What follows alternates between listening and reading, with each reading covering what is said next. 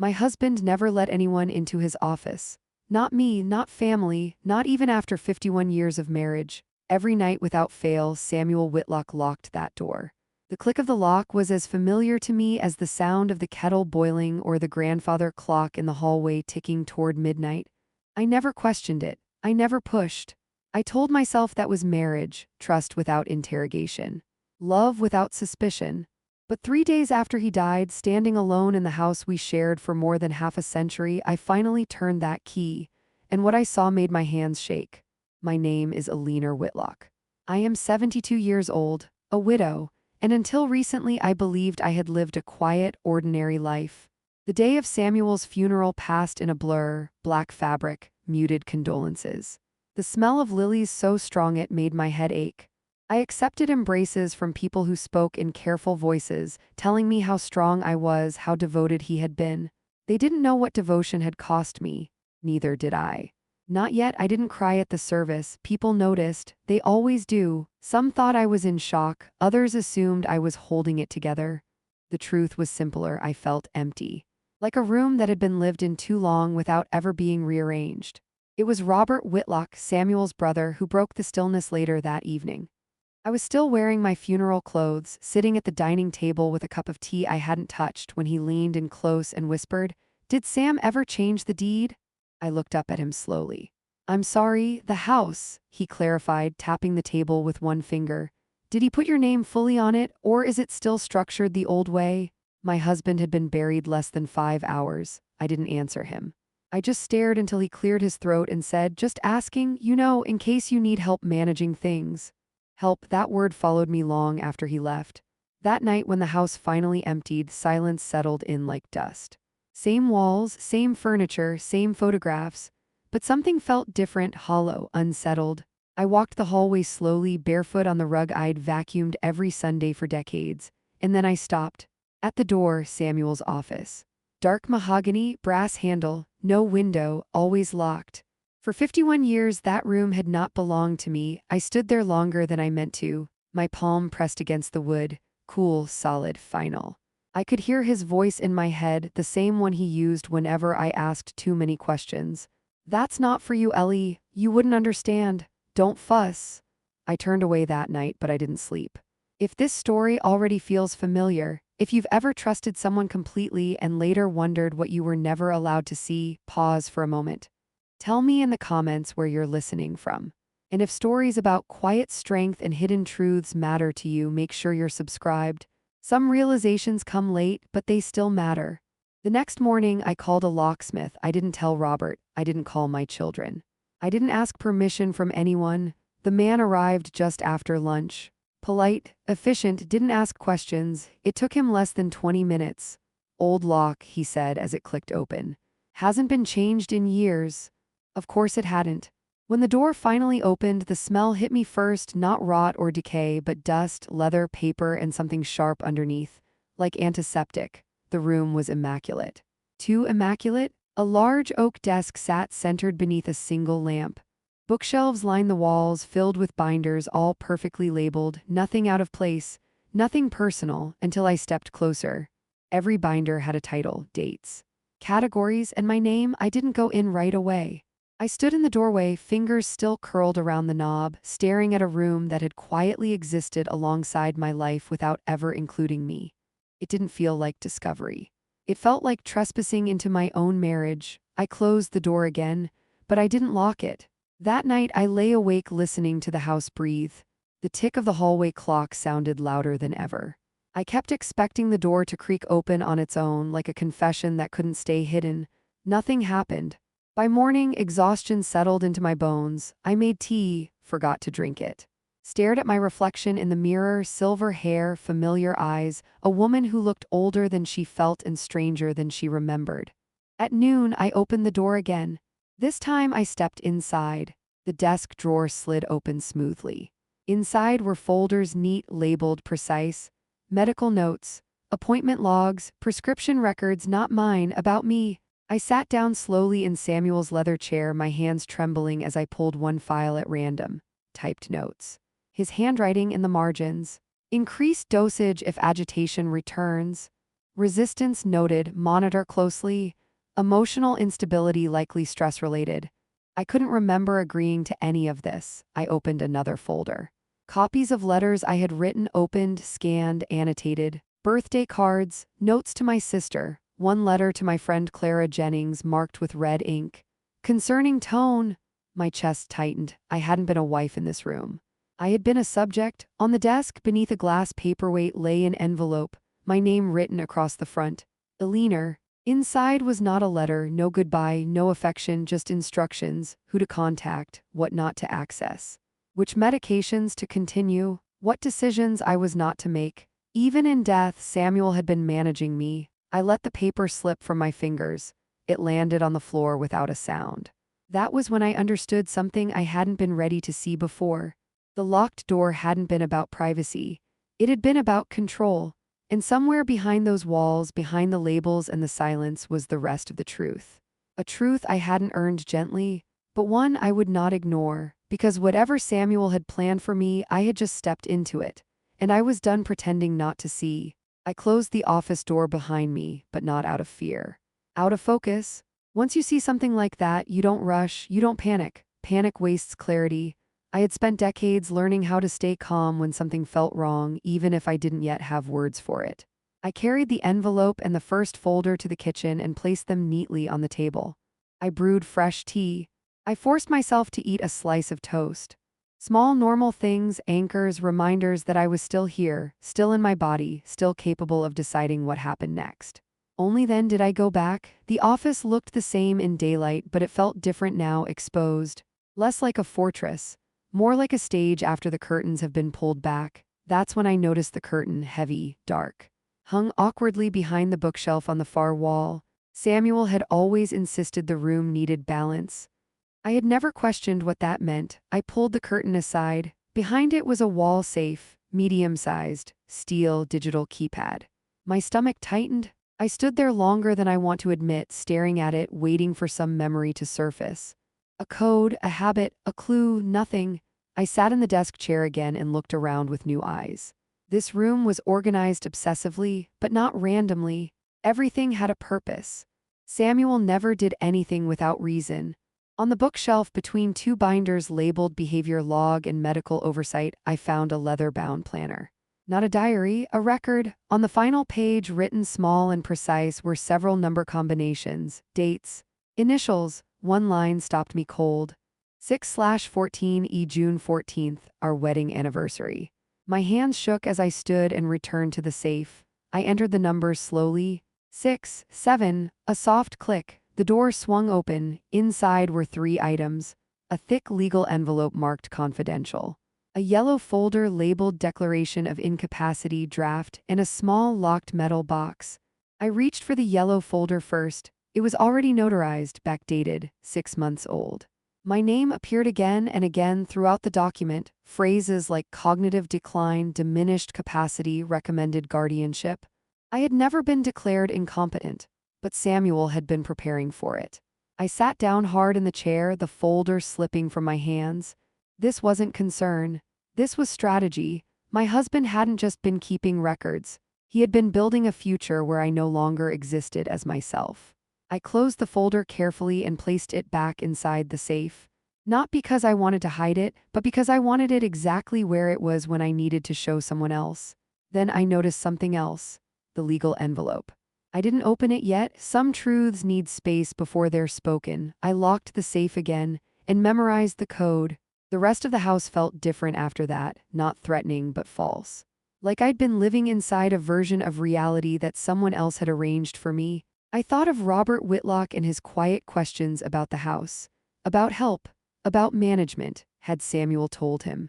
Or worse, had Robert been waiting? That afternoon, my phone rang. Robert's name flashed across the screen. I let it ring twice before answering.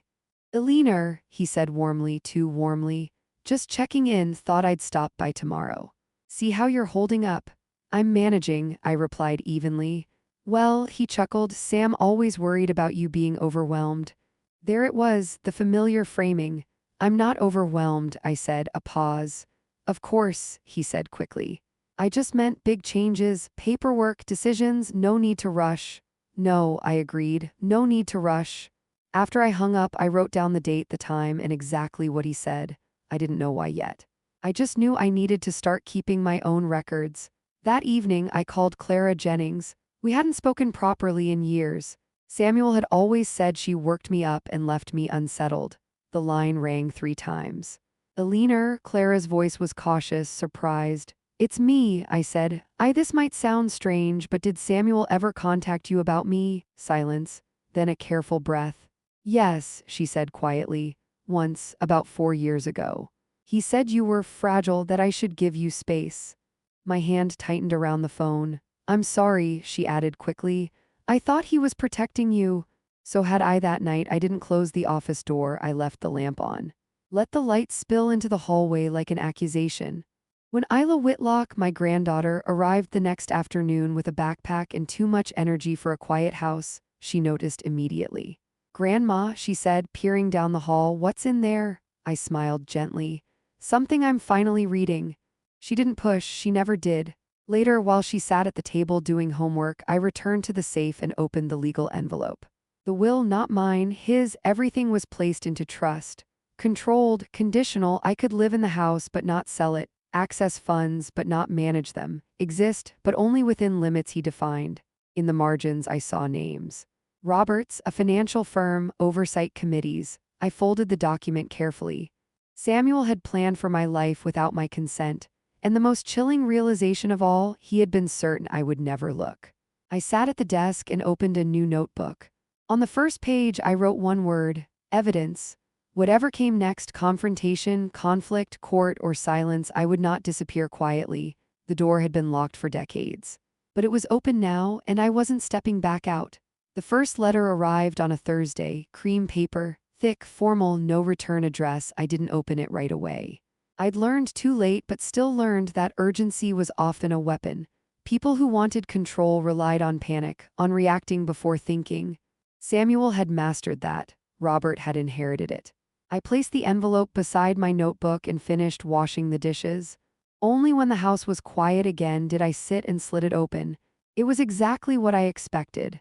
Concern dressed up as courtesy. Eleanor, given recent events, we believe it may be wise to review the existing arrangements to ensure your continued well-being. These matters can be overwhelming, especially during grief. I'd like to meet at your earliest convenience to discuss next steps and ensure nothing is mishandled. No signature, no apology, no mention of consent, just assumption. I folded the letter, wrote the date and time on the back, and slid it into the folder I'd labeled evidence. Then I made a decision I should have made years ago. I called Daniel Mercer. Clara had given me his name years earlier, back when I still thought asking questions was rude. He answered on the second ring. Daniel Mercer. My name is Eleanor Whitlock, I said. I believe my husband built a legal structure designed to remove my autonomy after his death. There was a pause, then calmly, all right, let's start from the beginning. We met the next morning. Daniel didn't rush me, didn't interrupt. Didn't soften his language or exaggerate concern. He listened, really listened. When I finished, he leaned back in his chair and steepled his fingers. Eleanor, he said, what you're describing isn't estate planning. It's coercive control. The words landed cleanly. No drama, no shock, just truth. He reviewed the documents carefully, the trust, the draft declaration, the medical notes Samuel had never shared with me. His jaw tightened once. Just once. This declaration, he said, tapping the yellow folder, was never filed. That's important. It means your husband anticipated resistance but didn't have time to execute the final step. So it's not binding? I asked. No, he said, but the intent is unmistakable. I exhaled. For the first time since Samuel died, I felt something loosen in my chest. Daniel continued, Robert's involvement complicates things. He's acting as if authority has already transferred. It hasn't, I said. No, Daniel agreed, and that's where your power is. He slid a notepad toward me. From this point forward, you do 3 things, he said. You document, you don't explain, and you don't meet anyone alone. That afternoon, Robert showed up anyway, unannounced. Isla was in the living room, sprawled on the floor with her headphones on, sketching. I didn't open the door right away. I watched through the side window as Robert adjusted his tie, rehearsing patience. When I finally opened it, I stayed in the doorway. "Eleanor," he said smoothly, "I was worried when you didn't respond." "I've retained counsel," I replied. His expression flickered just for a second. "That's unnecessary," he said. "We're family. Family doesn't draft incapacity declarations behind someone's back," I said evenly. His smile vanished. "I think you're misinterpreting things," he said. "Samuel trusted me to look after you." "No," I corrected. "Samuel trusted you to manage outcomes. I trusted him. That was the mistake." Robert stepped closer. "You're grieving," he said softly. "This kind of stress can distort perception." Isla stood up behind me. "Grandma," she asked. I didn't turn around. "Go finish your drawing," I said gently. She hesitated, but she listened. I looked back at Robert. "Any further communication goes through my attorney," I said. "If you return uninvited, I'll document it." His jaw tightened. "You don't understand how this works," he said quietly. "I'm learning," I replied, "and I'm very good at it." He left without another word. That night, Daniel called. He reached out, he said, asked for a meeting. And I asked. "I declined," Daniel said, "on your behalf." I slept better than I had in weeks, not because I felt safe, because I felt awake. The next escalation came quickly. A phone call from the bank. "Mrs. Whitlock," the woman said carefully, "we've received an inquiry regarding limitations on your accounts." I closed my eyes. "From whom?" I asked. "Robert Whitlock." Daniel handled it within the hour. But the message was clear. They were moving, quietly, systematically, the same way Samuel always had, so I did something radical. I spoke, not publicly, not loudly, but deliberately. I called Clara back. Then two other women Samuel had once dismissed as bad influences. Then my sister-in-law, who had stopped visiting years ago. I didn't accuse, I asked questions. And patterns emerged. Each of them remembered a call, a warning, a suggestion to give me space. Each of them thought they were protecting me. That was Samuel's genius. He never isolated me directly. He convinced everyone else to step back. I wrote it all down: names, dates, words. When Daniel read the notes, he nodded slowly. "This," he said, "is how cases turn." The next letter came on official letterhead, a request for evaluation. I didn't respond. Daniel did, firmly, formally, with citations. 2 days later, the request was withdrawn. Isla watched all of this quietly. One evening, as I labeled another document, she sat beside me. "You're different," she said. I smiled. "Am I? You don't apologize before you talk anymore," she said. I laughed softly. "That's because I'm done asking permission to exist." She grinned. "I like this version." So did I. On Sunday morning, I walked into the office again, not as a trespasser, but as its owner. I removed Samuel's files from the shelves and boxed them carefully, not to destroy them, to control them. Then I placed one thing on the desk. A single framed photograph of myself years ago, laughing, uncontained. A reminder, this room no longer belonged to his secrets. It belonged to my truth. And the truth, once written down, once shared, once defended, doesn't go quietly back into the dark. By the time the third letter arrived, I no longer opened envelopes with my hands. I opened them with memory, with pattern, with the understanding that nothing placed in my mailbox was accidental anymore. This one came certified. The kind that requires a signature so the sender can later say she received it. She knew. I signed without hesitation. Inside was a formal notice requesting a capacity assessment, framed as a precaution, filed under concern for my long-term stability. The language was smooth, clinical, designed to sound reasonable to anyone who didn't know how carefully the ground had already been prepared. They weren't asking if I was capable. They were declaring that the question itself was open. I didn't cry, I didn't panic, I made tea, then I called Daniel. "This was always coming," he said after reading the letter. "It's a pressure move, they're hoping you'll feel cornered." "I don't," I replied. "I feel insulted." "That's good," he said. "Anger sharpens focus." We met that afternoon. Daniel laid out the timeline on his desk, aligning letters, phone calls, account inquiries, and the trust language Samuel had drafted. "This isn't about you," he said. "It never was. It's about control surviving the death of its source." "So what happens now?" I asked. "Now," he said, "we make them uncomfortable." He filed a response within 24 hours. Not defensive, not emotional, assertive. He included documentation, my financial independence, my medical records from physicians Samuel had never selected, affidavits from Clara and 2 others stating Samuel had actively discouraged contact under false pretenses. And at the end, one sentence that felt like a door slamming shut. Any further attempt to question Mrs. Whitlock's capacity without substantiated medical evidence will be treated as harassment. The reply came faster than I expected. Robert called, I didn't answer, he left a voicemail. Eleanor, this path you're on, it's aggressive, that's not like you, Samuel would be concerned. I deleted it. That night, Isla sat across from me at the kitchen table while I sorted paperwork. You're not scared, she said, it wasn't a question. I was scared for a long time, I replied. I just didn't know what I was afraid of. She nodded slowly. Now you do. Yes, I said. And that changes everything? 2 days later, Robert showed up again, this time with someone else. A woman, late 50s, neutral clothes, soft smile. Introductions were careful. This is Dr. Elaine Morris, Robert said. She's here to help. I didn't invite either of you, I replied. Dr. Morris stepped forward gently. Mrs. Whitlock, I'm not here to judge, just to talk. No, I said calmly. You're here to observe. That requires consent. Robert's patience cracked. You're making this harder than it needs to be, he snapped. We're trying to protect you. From what? I asked. From yourself. The words hung in the air. Isla stood beside me. Leave, she said. Robert turned sharply. This doesn't concern you. It does, she replied. She's my grandmother and you don't get to decide what she needs. Dr. Morris shifted uncomfortably. I think perhaps we should reschedule, she murmured. Yes, I said. You should. They left. That evening, Daniel called again. They overstepped, he said. Which helps us. Good, I replied. I'm done being the reasonable one while they rewrite my life. The following week, I received copies of Samuel's communications, emails Daniel had subpoenaed from an old account Samuel assumed I'd never access. Reading them felt like stepping into a room where my shadow had been negotiating against me.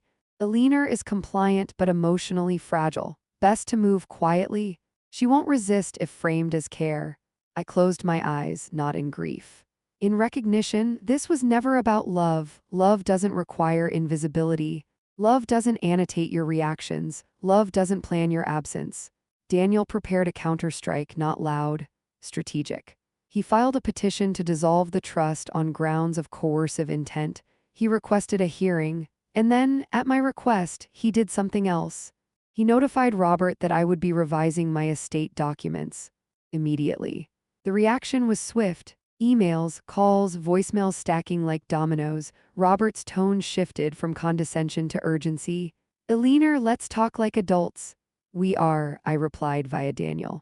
Not through lawyers? That's exactly how adults talk, I said. Isla watched me draft my new will, not the details, the intent. I want it clear, I told Daniel, that anything left behind reflects choice, not pressure. He nodded. It will. When the documents were finished, I signed with a steady hand. My name looked different that day. Heavier, more mine. That night I slept in the office.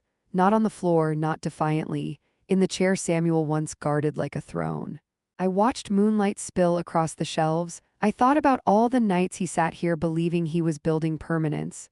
He was wrong. He was building evidence. The hearing was scheduled for 3 weeks later.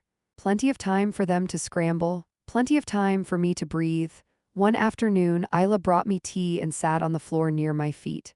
You know, she said, when people realize they're losing control, they show who they really are. I know, I said. And you're still standing? I smiled. I'm not just standing, I said. I'm deciding. That was the moment I understood something important. This wasn't a battle to reclaim what I'd lost. It was a declaration. That my life, past, present, and future, was no longer available for quiet management. And anyone who tried to reach for it would have to do so in the light, where I could see them clearly, and where they could finally see me. The waiting was the hardest part, not because I feared the outcome, but because silence has a way of inviting doubt if you let it linger too long. For 3 weeks, nothing official happened. No letters, no calls. No threats disguised as concern, just quiet. But it wasn't peaceful quiet. It was the kind that breathes, the kind that watches. I kept my routines steady on purpose. Morning walks, grocery shopping on Tuesdays, tea at 4. I wanted anyone observing to see consistency, not performance, not defiance. Just life continuing exactly as it should. Still, I felt the shift. Neighbors lingered longer when I passed. The pharmacist asked twice if I needed help understanding my prescriptions. A woman from the community board called to check in, her voice overly careful. The narrative had started moving without me, again. Isla noticed before I said anything. "They're circling," she said one evening as we cooked. "You can feel it."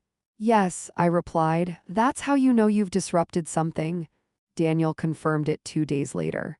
"They've been talking," he said over the phone, quietly, planting concern, trying to make it look organic. "And the hearing?" I asked. "They're preparing to argue that you're being influenced." I smiled faintly. "By whom?" I asked. "By me," he said dryly. "By Isla, by anyone who doesn't benefit from you being small." That night I went back into the office, not to search, not to grieve, to inventory. I laid everything out on the desk: files, notebooks, printed emails, handwritten logs Samuel never thought I'd read as clearly as I now did. There was a rhythm to them. Dates clustered around moments I remembered clearly. The weeks I suggested traveling alone. The months I spent more time with Clara. The year I started asking questions about investments.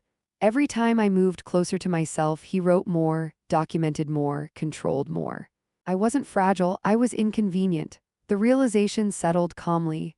The morning before the hearing, Robert sent one final message through his attorney. A private conversation could still resolve this. Daniel showed it to me. I shook my head. "No," I said, "they've mistaken silence for flexibility for too long." The courthouse was smaller than I expected. Plain, functional, no drama in the walls, just decisions. Isla sat behind me, hands folded, calm but alert. Daniel stood beside me, papers arranged with almost ceremonial neatness. Across the room, Robert avoided my eyes. When the judge entered, the air shifted, not heavy, just focused. Proceedings began. Robert's attorney spoke first. He framed concern carefully, painted Samuel as meticulous, loving, perhaps overly cautious. He described me as grieving, vulnerable, susceptible to suggestion. I listened without reacting. I'd heard these words before, just not spoken out loud. When it was Daniel's turn, he didn't raise his voice. He didn't dramatize, he laid out facts, timelines, language patterns, the trust provisions. The preemptive incapacity documents never filed but prepared, the consistent exclusion of independent medical opinion. Then he turned to me. "Mrs. Whitlock," he said, "would you like to speak?" I stood. My hands didn't shake. I didn't rehearse. "I was married to a man who believed preparation meant control," I said. "He believed love meant protection, and protection meant deciding on my behalf." I paused. For years I thought this was devotion. I mistook quiet for safety. I mistook absence for peace. I looked at the judge. "But there is a difference between care and erasure, and I am here because I finally learned to see it." The room was still. "I am not confused," I continued. "I am not unwell, I am simply awake." The judge nodded once, that was all. The ruling didn't come immediately. We were told to wait. Hours passed. When the decision was read, it was precise, measured. The trust was suspended pending full review. Robert was removed as interim authority. Temporary control returned to me, not permanent, not final, but enough to breathe. Outside, Isla hugged me tightly. "You did it," she whispered. "No," I said softly. "I started it." That night, exhaustion hit me all at once, not the collapsing kind, the deep cellular kind that follows sustained vigilance. I slept without dreams. The next morning, my phone buzzed with a message from Clara. "Proud of you. I always knew something was wrong, I just didn't know how to say it." I stared at the words longer than necessary, then replied, "Neither did I, but I'm learning." 2 days later, Daniel called. "They're regrouping," he said. "But they're careful now." "Good," I replied. "Careful people make mistakes slower." I spent the afternoon making a list, not legal, personal, things I'd postponed, books I wanted to reread. Places I'd avoided because Samuel said they were too much. People I'd stopped calling because conversations became monitored. At the top of the list, one name stood out. Clara. I dialed her number before I could overthink it. She answered on the second ring. "I was hoping you'd call," she said. "I should have sooner," I replied. "Yes," she said gently, "but now works too." We talked for an hour, not about Samuel, not about the case, about nothing, everything. After I hung up, the house felt different, not lighter, Truer, that evening Isla brought in the mail. One envelope stood out, no return address. Inside was a single line typed, "You're embarrassing his memory." I folded it carefully. Placed it in the evidence box, not because it mattered, because it confirmed something important. They were no longer speaking to control me, they were reacting, and reaction always comes after loss. I stood in the doorway of the office and looked around. This room was no longer a shrine to order. It was a record of fear, his fear of a woman who might one day stop asking permission. That day had come. And for the first time, I wasn't waiting for the next move. I was preparing my own, because this wasn't just about undoing what had been done to me. It was about deciding what came next. And I intended to choose it fully, deliberately, and without apology. By the 6th morning after opening Daniel's office, the house no longer felt like a place I lived. It felt like a place I was investigating. The silence had changed. Before it was heavy, obedient, trained. Now it was alert, waiting. I woke early before the sun finished rising and sat at the kitchen table with a notebook and a cup of coffee I barely touched. I had begun writing things down, not feelings, facts, dates, documents, names. Daniel had always said I was forgetful, so I made myself impossible to gaslight. The safe contents were no longer just shocking, they were systematic. Every folder I reviewed pointed to one truth: Daniel hadn't simply hidden things from me. He had designed a version of me for other people to believe in. A woman who was fragile, unstable, easily confused. A woman who needed managing, and I had lived inside that version for years. That morning, I returned to the office with purpose. I didn't hesitate at the door anymore. I opened the filing cabinet I'd avoided, the bottom drawer, the one that stuck when pulled. Inside were manila folders without labels. No neat handwriting. No dates, just names. Mine appeared the most, but beneath it were others: doctors, a banker, a therapist I barely remembered seeing twice, and then a name I hadn't expected. Mark Ellison, Daniel's cousin, the same man who had asked me at the funeral whether Daniel had set things up properly. My stomach tightened.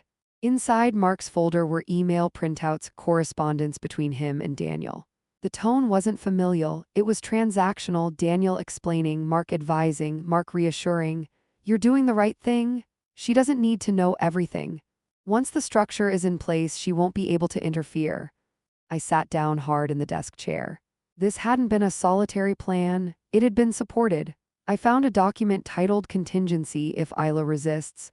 That was the moment my hands began to shake. Inside were steps if I questioned finances, if I asked to attend appointments alone, if I wanted to travel, if I spoke to friends Daniel disliked. Each scenario had a response: medical concern, stress narrative, increased medication, reduced access. My life had been mapped like a flowchart, and I had mistaken it for marriage. I didn't cry, not yet. Instead, something colder settled into place. Clarity. By noon, I had photographed every page. By mid-afternoon, I had backed them up to a cloud drive Daniel never knew about. By evening, I made one call, not to families, not to Mark, to a lawyer. Her name was Elaine Porter. I found her through a local women's advocacy site, not flashy, not famous, but precise. Her assistant listened quietly as I explained, then said, "She'll see you tomorrow." That night, I slept better than I had in years.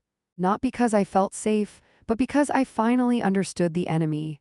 The next day, Elaine didn't interrupt me once. She read the documents slowly, asked careful questions, took notes in the margins. When she reached the declaration of incapacity, her jaw tightened.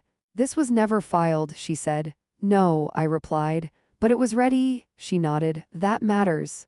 When she reached the emails with Mark, she leaned back. "This," she said, tapping the page, "is coercive control with witnesses." I swallowed. "Can I undo it?" Elaine met my eyes. "Yes, but you need to act before anyone else does." That evening, when I returned home, there was a car in my driveway. Mark's. He stood on the porch, smiling too quickly. "I was worried," he said. "You haven't answered my calls." I stepped outside and closed the door behind me. "I've been busy," I said calmly. He glanced past me toward the house. "Sorting through Daniel's things can be overwhelming," he said. "He wanted me to help you." "No," I replied. "He wanted you to control me."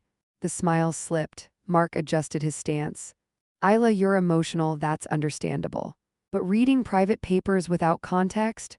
I've already spoken to a lawyer." Silence, not shock, calculation. Mark exhaled slowly. You don't need to turn this into something ugly. I didn't, I said. Daniel did. He leaned closer. Be careful, people might misunderstand your behavior. I smiled for the first time. They already have, I said. That's why this stops now. He left without another word. That night, I returned to the office one last time and placed a new label on the largest folder. Evidence. I closed the door not to hide it, but to prepare, because the truth was no longer locked away. And the people who helped build the cage were about to realize the door only ever swung one way. The first letter arrived 3 days later. It wasn't handwritten. It wasn't angry. It was polite. That's how I knew it mattered. Dear Isla, it began. In light of recent developments, we believe it would be beneficial to discuss Daniel's estate in person. No accusations, no threats, just a quiet attempt to pull me back into the structure Daniel had built. The sender was a law firm I didn't recognize, but Elaine did. They represent Mark, she said when I forwarded it, which means he's nervous. That word stayed with me all day, nervous, not concerned, not confused. Nervous people make mistakes. Elaine advised me not to respond immediately. Instead, she filed 2 documents that same afternoon. A formal notice revoking any informal authority Daniel had granted to third parties, and a request for an emergency review of the trust structure Daniel had drafted. By the time the sun set, the quiet around me had shifted again. This time, it felt watched. The next morning, my phone rang while I was watering the plants on the back porch.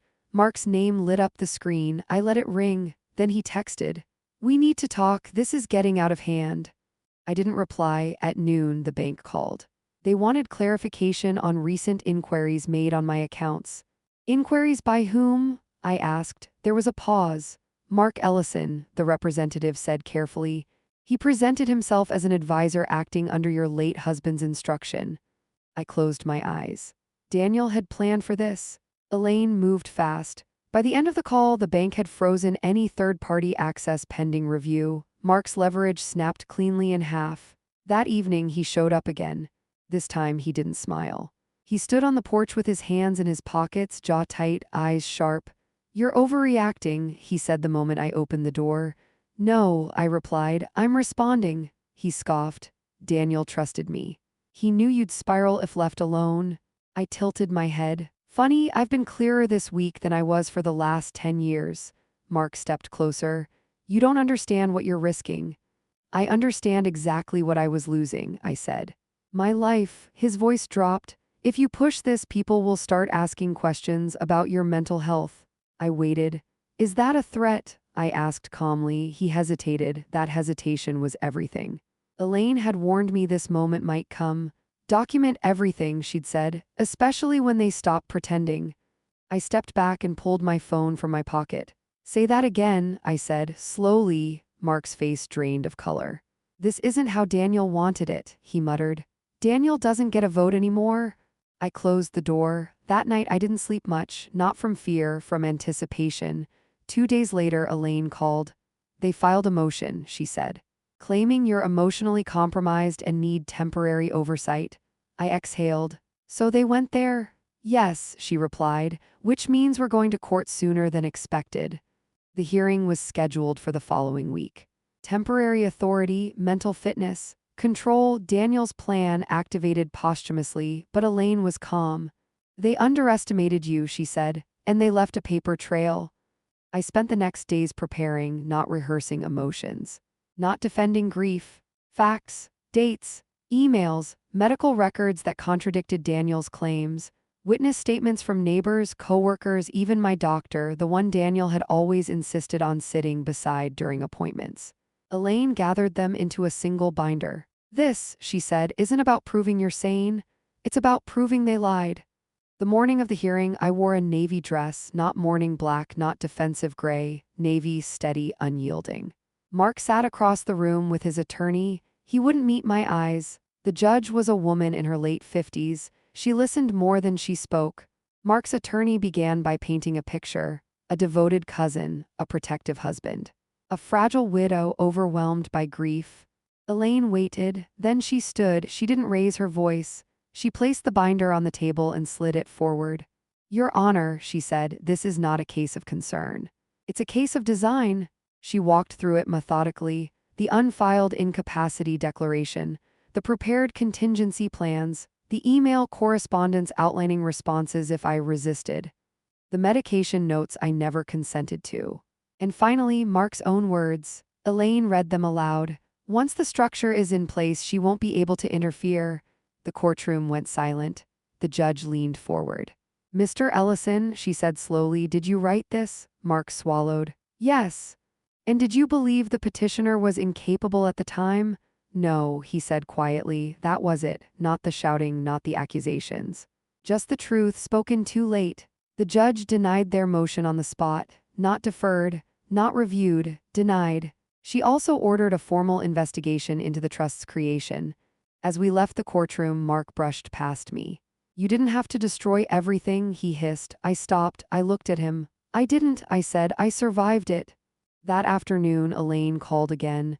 They're retreating, she said, but this isn't over. The final hearing will decide everything. I stood in the doorway of my house as the sun dipped low. For the first time since Daniel died, the future didn't feel like something waiting to happen to me. It felt like something I was walking toward. And somewhere behind the walls of this house, behind the locked room, the files, the lies, a carefully built illusion was cracking, one truth at a time. The house felt different the morning after the hearing, not lighter, not healed, just honest.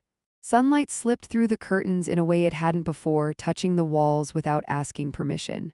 I stood in the kitchen holding a cup of coffee I didn't remember making, listening to the quiet hum of a life no longer being managed for me. Elaine called just after 9. They withdrew, she said, all remaining motions. Mark's attorney requested a settlement conference, but only to limit exposure. They know the investigation won't go their way. I leaned against the counter. So it's over? It's finished, she replied. What comes next is cleanup. Cleanup. That word stayed with me after we hung up. Daniel had always loved that word. Cleanup implied order, control, the illusion that nothing messy had ever existed. But what I was about to do wasn't cleanup, it was reclaiming. I walked down the hallway to the office for the last time. The door was still open. I'd left it that way deliberately, not as a challenge, just as a statement. There were no more forbidden rooms in this house. Inside, the desk sat exactly where it always had. Same lamp, same chair, same faint scent of leather and paper. But the power was gone. I didn't rush. I sat in the chair and opened the bottom drawer, the one Daniel used to lock even when he trusted no one else. Inside were the remnants of a life he'd tried to curate for me. Files, notes, plans. I took out a large cardboard box and began placing them inside one by one, not angrily, not dramatically, methodically. The journals went in first, then the binders. Then the envelopes marked with my name written in his precise hand, as if neatness made it acceptable. When the drawer was empty, I closed it gently. The box was heavier than I expected. By noon, I was at Elaine's office. She didn't ask why I'd brought everything. She just nodded and directed me to a conference room. We spent hours cataloging what mattered and what didn't. What happens to him? I asked quietly at one point. Elaine paused. To Mark, she asked. I shook my head. To Daniel. She considered that. Legally, she said, his structure is dismantled, his trust dissolved, his authority erased. And personally, that part, she said carefully, belongs to you. I left her office with only one document in my bag. A clean, blank will. That evening I sat at my dining table and filled it out myself. Not rushed, not reactive, thoughtful. I didn't punish anyone, I didn't reward guilt. I arranged things the way someone does when they finally understand what peace costs. A portion to causes that mattered to me before I stopped being asked what I cared about. A portion to people who had shown up without expectation. And the rest for living because I wasn't done. 3 days later, Mark called. I almost didn't answer, almost. I won't take much of your time, he said. His voice sounded smaller now, stripped of confidence. I hope not, I replied. I just wanted to say I never meant for it to go this far. That's the problem, I said calmly. You meant for it to go quietly. Silence. Daniel believed he was protecting you, Mark added. I know, I said. That's what made it dangerous. He exhaled. What happens now? Now, I said, you step out of my life completely. And if I don't, then the record continues, I replied. And I don't think you want that. He didn't argue. He hung up. That night I slept without dreams for the first time in years. No instructions, no warnings, no quiet corrections, just rest. Weeks passed. I donated the desk. I painted the office walls a soft, warm white. I turned the room into something Daniel would have hated. A space with open shelves, a window seat, plants that leaned toward the light without permission. I invited people over again, not many, not loudly, but enough. Elaine stopped by once, smiled at the room, and said, "You look settled." "I am," I replied. "Are you angry?" she asked. I considered it. "No," I said, "I'm finished." On a cool afternoon in early autumn, I walked past the courthouse on my way to nowhere in particular. I didn't go in, I didn't look back, I just kept walking. Because the truth is, the moment didn't end when the judge ruled. It ended when I stopped explaining myself to people who benefited from my silence. Daniel never let anyone into his office. Not because he was hiding secrets, but because he was hiding control. And the moment I opened that door, the power shifted, not with noise, not with chaos, but with clarity. Some secrets aren't meant to be found, but some truths are meant to be reclaimed. And once you do, no one ever locks you out of your life again.